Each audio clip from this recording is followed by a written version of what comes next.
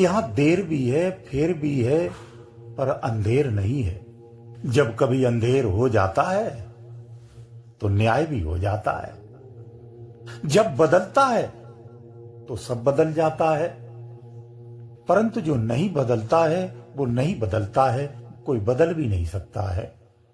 प्रयास लाखों हुए हैं, होते रहे हैं और शायद आगे भी होते रहेंगे, लेकिन नहीं बदला जा सकता है, बदल ही नहीं सकता है। जो स्वयं की डाल को ही पराया डाल समझता है वो ज्ञान से भटका हुआ है ज्ञान में ही, लेकिन ज्ञान से भटका हुआ है।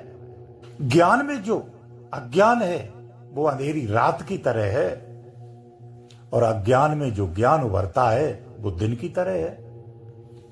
एक बात हमेशा याद रखना, तुम यहां जो कुछ भी करते हो किसी के इशारे पे करते हो। यहां जो कुछ भी हो रहा है वो किसी के इशारे पे हो रहा है? लगता ये कि मैं कर रहा हूं, लगता ये कि मैं कर रहा हूं क्योंकि मेरे द्वारा हो रहा है, लेकिन तुम्हें ये पता नहीं तुम्हारे द्वारा क्यों हो रहा है।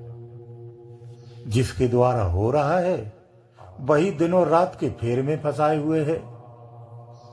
जिसका गहरा सत्य ये है, संत ये कहता है क्या कि आप किसी मदारी के खेल में उलझे हुए हैं। वो अपने इशारों से, अपनी डोर के इशारे से तुम्हें नचाता है, घुमाता है, बहलाता है, फुसलाता है, भरमाता है। आप उसकी डोर से बंधे हुए हैं। वो हर क्षण अपने इशारों से तुम्हें नचाता है। वो अच्छा भी कर देता है, बुरा भी कर देता है, लेकिन वो इतना गुप्त रहता है कि तुम्हें पता नहीं चलता है। तुम्हें इस भ्रम में रखता है, किसमें? आपको ये लगता है कि मेरे द्वारा हो रहा है, मैं कर रहा हूं, मैंने किया तभी ऐसा हुआ है, मैंने ये पाया है, मैंने ये खोया है, ये सब मेरा है। वो धारणा और वो स्थिति वही देता है, लेकिन सारा खेल उसी पीछे मदारी का ही है। ये मायावी मदारी है। ये मायावी मदारी केवल मनुष्यों में नहीं है, सृष्टि के हर जीव में है।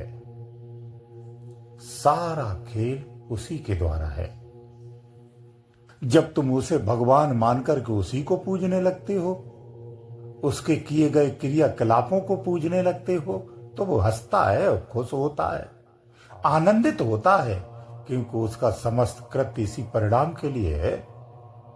उसका आयोजन जब सफल होते हुए दिखता है तो तुम्हें इसी डोर से और नचाता है, और नचाता और नचाता ही रहता है। थोड़ा सा ज्ञानी बनाकर के तुमसे ये कहता है कि तुम ही सर्वश्रेष्ठ ज्ञानी हो, और आप इसी अहंकार में सर्वश्रेष्ठ ज्ञान की धारणा में ही खुद को बांधे रहते हो, बंधे ही रहते हो। शरीर छूटने के बाद भी बंधे हो, शरीर पाने के बाद भी बंधे हो। बंधे दोनों स्थितियों में हो, चाहे दृश्य में हो चाहे अदृश्य में हो, बंधन उसी का है। जब पाने की धारणा में आप आते हो कि मुझे कुछ मिल रहा है, मैंने बहुत कुछ पा लिया है, तो वही देता है, उसी क्षण वो छीन भी लेता है। क्योंकि पाने की सीमा जब पार होती है तो वो छीनने लगता है और छीन लेता है, और फिर आप पाने की स्थिति में पुनः से प्रयास करने लगते हो। यही तुम्हारी दिनचर्या है, यही सबकी दिनचर्या है। उसी का दिया ये मोह है, उसी का दी हुई ये ममता है, उसी का दिया हुआ ये आसक्ति है, उसी के दिए हुए समस्त विषयों के प्रति रुझान है। इन्हें भोगने के लिए जो लालसा है, उत्सुकता है, सब उसी की दी हुई है। उसके पीछे कारण है वैज्ञानिक, लेकिन इसको अलग भाषा में समझाएंगे तो व्यवहारिक रूप में समझ में आएगा। वो अपनी ही मलिनता से समस्त मलिन सृष्टियों का निर्माण करता है। समस्त सृष्टियों में मलिनता भरी हुई है, और इसी मलिनता की सृष्टि में वो अपने आप को शहंशाह कहता है और राज्य करता है, शासन करता है, शासक बना बैठा है। जब तुम्हें निराशा होती है, एक पल ऐसा आता है कि निराश से जी भर जाता है, अकेलापन महसूस करता है, तो वो सारा बन के आता है, कुछ खिलौने आपके सम्मुख रख देता है और उन खिलौनों में आपको बहला देता है और आप खुश होकर के उसी में ही मस्त हो जाते हैं। जब उसे लगता है कि ये मेरी तरफ आ रहा है, एकांत हो गया है, अकेला हो गया है, मेरी पहचान खुल सकती है, मेरा रहस्य खुल सकता है, तो तुम्हें बड़े खिलौने दे देता है, कुछ महंगे खिलौने दे देता है जो बेहद आकर्षित होते हैं, जो बेहद अति लुभावने होते हैं। आप उसी में आसक्त हो जाते हैं, उसके आनंद में खो जाते हैं। परिणाम ये होता है कि धीरे धीरे आप जितना उठे थे, आप वापस उसी स्थिति को पुनः वहीं जाकर के गिर जाते हैं, उसी स्थिति में फिर पहुंच जाते हैं। ये सारा खेल उसी अदृश्य मदारी का है, जो जिद से आगे बढ़ने का प्रयास करता है तो उसे वो डराता है, बहलाने से नहीं मानता है तो भयभीत करता है, भयभीत से भी वो नहीं रुकता है तो उसके सारे मार्गों को रोक दिया जाता है और कड़ी बेड़ियां लगा दी जाती हैं, पहरे लगा दिए जाते हैं। अधिक उदंडी होने पर वो गहरी नींद में सुला देता है, होश ही नहीं रहता है। ये सारी क्रियाएं उसी मदारी की हैं, वो अदृश्य मदारी है। जब तुम खोज से ऊपर में उठते हो और इस चंगुल से बाहर निकलते हो तो इस मदारी का सारा रहस्य खुल जाता है। जब इसका रहस्य खुलता है तो उस क्षण के लिए नतमस्तक हो जाता है, फिर तुम्हारी शरणागति में आ जाता है। यही उसकी स्थिति है। इन बेड़ियों को, इन जालों को तोड़ करके पार करने वाला महान साहसी होता है, वो लाखों करोड़ों में एक होता है। वो इन बेड़ियों को तोड़ करके उस तरफ चला जाता है जिसे न आंधी और तूफानों की परवाह होती है, न इन बेड़ियों की दर्द से परवाह होती है, न इन खिलौनों में से कोई आकर्षण होता है, न वो किसी दर्द से परेशान होता है, न वो किसी पीड़ा से विचलित होता है। जो इन कष्टों को अपने आनंद की स्थिति में बदल लेता है, जो इन तूफानों को अपना जीवन बना लेता है, वो पार कर जाता है। जिसका इरादा मजबूत होता है उसे कोई रोक नहीं सकता है, उसे कोई नहीं रोक सकता है। अंत में उस मदारी के रहस्य को वह पर्दाफाश कर देता है और इस मदारी को वो अपने शरणागत करा लेता है। उसे शहंशाह कहा जाता है। उसका मूल हथियार अहंकार है। वो तुम्हारे अंदर में अहंकार कूट कूट के भर देता है।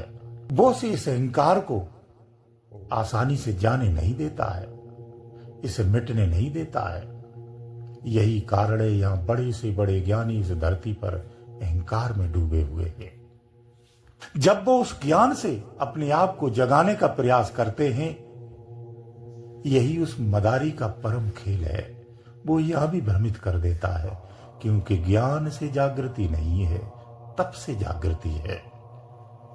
और दुनिया में तप करना ही सबसे कठिन है, क्योंकि वो अपनी कलाओं से आपको तप से भ्रमित करता है, आपके तप में बाधा डालता है, विचलित करता है, अस्वस्थ कर देता है, अयोग्य कर देता है, मलिन कर देता है, विचलित कर देता है, व्याकुल कर देता है, अशांत कर देता है। ये सारी कलाएं उसी मदारी की हैं। तुम्हारी मन रूपी सत्ता में उसकी पहचान समझ जाओ। तुम्हारी मन रूपी सत्ता में बैठकर के वो अपनी समस्त कलाओं का प्रदर्शन करता है, हर क्षण करता है। ये फिजिकली है, यथार्थ है। होता यह है कि आप एक कला के पर्दाफाश होता है तो दूसरी कला में फंस जाते हैं, जब दूसरी कला से आप निकलते हैं तो तीसरी में फंस जाते हैं। इस तरह से आप इन कलाओं में ही फंसे रहते हैं। ऐसे में प्रश्न उठता है, तो फिर इससे निकलने का आसान तरीका क्या है? कैसे निकला जाए? बहुत सरल तरीका है। वो शहंशाह जिसने इसे पार कर लिया है और इस मदारी को अपने शरणागत कर लिया है, वो जब उस साधक पर हाथ रख देता है तो समूचे भीड़ में वो जिस पर भी हाथ रखता है, वो मदारी फिर उसे टच नहीं कर सकता है। वो मदारी फिर उसे छोड़ देता है, उसे नहीं सताता है। इसलिए सतगुरु की सहायता के बगैर इन जंगलों से, इन बेड़ियों से, इस मदारी की कलाओं से बाहर निकलना असंभव है।